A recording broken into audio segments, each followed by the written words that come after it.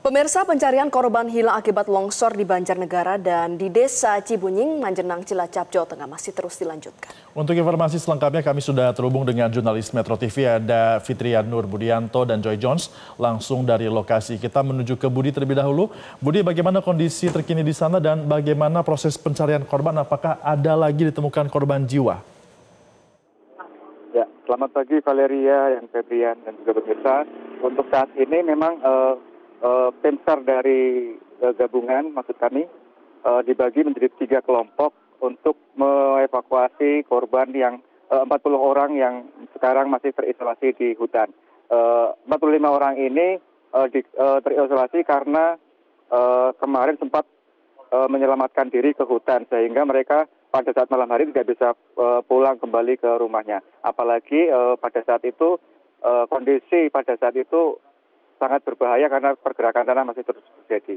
Dan untuk 3 tim ini mereka dibagi menjadi 3, yaitu untuk mengevakuasi 45 orang yang terisolasi, dan 1 untuk membuka jalan evakuasi, dan yang ketiga untuk menyisir. Begitu, kembali ke Anda.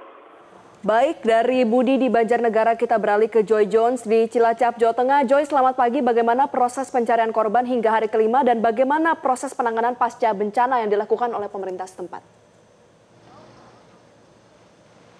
Ya, Febrian, Valeri dan juga pemirsa, hingga pagi hari ini proses pencarian di hari yang kelima kembali dilanjutkan. Tadi pukul 6 waktu Indonesia bagian Barat telah dilakukan sebanyak 22 eskavator telah kembali diaktifkan untuk menggali mencari korban yang saat ini masih terdapat 10 korban yang dinyatakan hilang. Pemirsa, untuk hari ini proses evakuasi akan menggunakan skema yang sama seperti pada hari yang keempat kemarin, dengan membagi wilayah menjadi 2 bagian, wilayah A dan wilayah B, dengan 4 titik fokus, yaitu A1, A2, B1, dan B2. Yang diyakini bahwa titik-titik ini terdapat korban yang masih dinyatakan hilang hingga saat ini. Pagi hari ini pemirsa bisa dilihat di belakang saya proses evakuasi masih terus dilakukan. Jika kita melihat dari material tanah yang ada, memang sudah bercampur, tidak hanya tanah murni saja, melainkan juga sudah ada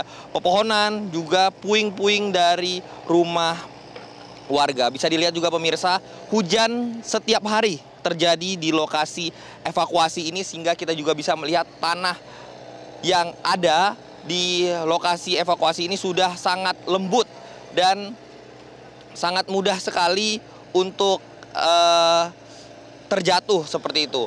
Dan pemirsa, alat berat ini juga dibagi, tidak hanya melakukan penggalian, memang fokus dari pekerjaan alat berat adalah menggali tanah untuk mencari korban, namun ada juga yang dibagi menggali aliran air. Mengapa demikian? Karena hujan yang terus terjadi di tanah longsor ini mengakibatkan di bagian atas atau di bagian daerah yang lebih tinggi itu terjadi bendungan air akibat longsor dan hujan, sehingga itu berpotensi untuk menyebabkan banjir bandang terjadi. Oleh karena itu, tidak hanya melakukan evakuasi saja, namun alat berat juga difokuskan untuk membuat aliran air sehingga tidak terjadi banjir bandang akibat hujan yang deras di tempat ini.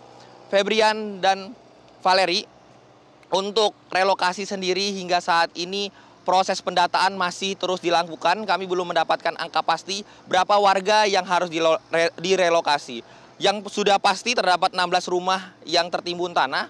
Namun tidak hanya itu saja, melainkan di sekitaran lokasi tanah longsor ada potensi untuk direlokasi juga karena adanya pergeseran tanah yang bisa mengakibatkan tanah di tempat ini kembali longsor, sehingga pemerintah daerah telah menyiapkan sebesar 3,5 hektar tanah untuk menjadi tempat relokasi yang nantinya akan dibangun rumah hunian sementara dan dilanjutkan dengan hunian tetap. Valeri dan juga Febrian. Ya, Joy, kemudian bagaimana dengan relokasi warga setempat? Total ada berapa korban yang direlokasi dan bagaimana dengan kondisi mereka saat ini? Ya, untuk yang sudah terdata yaitu adalah 16 rumah yang akan direlokasi. Namun untuk wilayah sekitar kami masih belum mendapatkan angka pasti. Terakhir saya konfirmasi kemarin malam, pihak dari pemerintah provinsi masih meminta waktu 1 sampai 2 hari untuk mendata pasti berapa warga dan berapa keluarga yang akan direlokasi. Namun pemerintah daerah telah menyiapkan tanah sebesar 3,5 hektar dan nantinya akan dibangun rumah menggunakan dana dari BNPB. Dan juga pemirsa, untuk kondisi saat ini bagi masyarakat yang berada di sekitar lokasi tanah longsor, mereka mengungsi pada malam hari. Terlihat juga kepanikan yang terjadi pada saat hujan.